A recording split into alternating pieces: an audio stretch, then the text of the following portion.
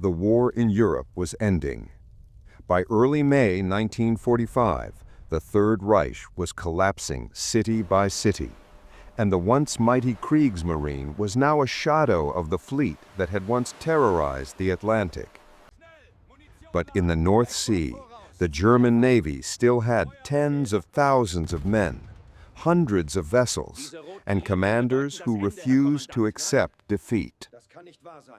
These are the last 48 hours of the German Navy, hours of confusion, defiance, betrayal, and chaos. Hour 48, May 6, 1945. A cold wind swept across the North Sea as Admiral Karl Dönitz, Hitler's chosen successor, issued an urgent order. All U-boats still at sea, cease fire, evade the enemy, surrender when possible. But not everyone obeyed. Several U-boat captains believed the message was a British trick. Others simply refused to surrender, choosing instead to vanish into the deep. Hour 43. In the port of Kiel, German sailors received conflicting orders every hour. One message said, "Scuttle the fleet." Another said, "Preserve all ships for surrender." Officers argued. Guns were pointed. Some crews sabotaged their own vessels to keep them from Allied hands. Others tried to flee into Denmark, where they hoped the British would treat them better than the Soviets. The docks were filled with smoke as ships burned, not from enemy fire, but from chaos within. Hour 36. In the Skagerrak Strait, a group of German destroyers attempted a desperate evacuation, ferrying thousands of refugees and wounded soldiers toward Norway. But British aircraft spotted them. The German ships scattered, some surrendered, some opened fire, and one destroyer, Z-33, refused to lower its flag until it was nearly ripped apart. Hour 28. The last U-boat Wolfpack, operating north of Scotland, learned the truth at last.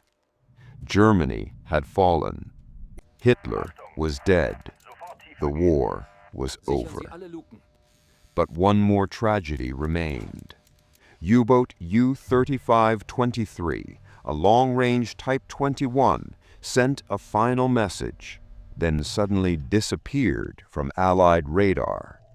For decades, its fate was a mystery. Only in recent years was it found, destroyed, lying broken on the seabed. Its crew never knew the war had ended. Hour 28, the mutiny at Flensburg. At Dönitz's temporary government headquarters, German naval officers demanded that the fleet fight on. They argued that a last stand at sea would restore honor. Dönitz refused. He needed every ship intact for surrender negotiations.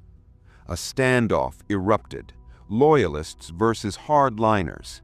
Pistols were drawn, shouts filled the hallways. But there was no glorious last battle, just the quiet, humiliating end of the navy that had once been the Reich's pride. Hour 12. British forces moved rapidly into northern Germany. As they approached the coastal bases, German officers suddenly changed tone. They ordered the lowering of flags, the disarming of guns, and the lining up of sailors on the docks. Some cried, some stared in silence, some simply looked relieved. The Third Reich Navy was surrendering, not with a battle, but with silence. Hour 6. The final convoy. A small group of minesweepers attempted a one last mission, clearing channels for refugee ships fleeing East Prussia.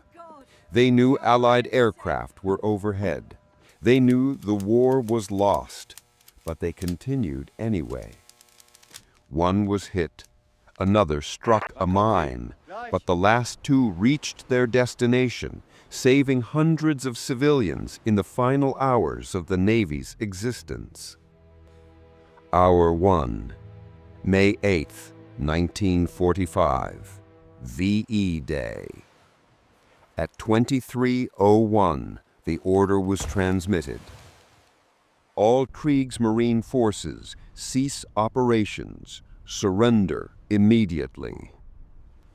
Across the North Sea, thousands of German sailors stood on the decks of their ships, waiting for Allied boarding teams. Some saluted their ships one last time. Others threw medals into the water. A few wrote letters home they knew would never be sent. It was over. The German Navy, once feared across the world, ended not in a decisive battle, but in confusion, chaos, and quiet surrender. And in the cold waters of the North Sea, the last chapter of the Kriegsmarine closed. A final reminder that even the most powerful war machines eventually fall not to explosions, but to the silence that follows.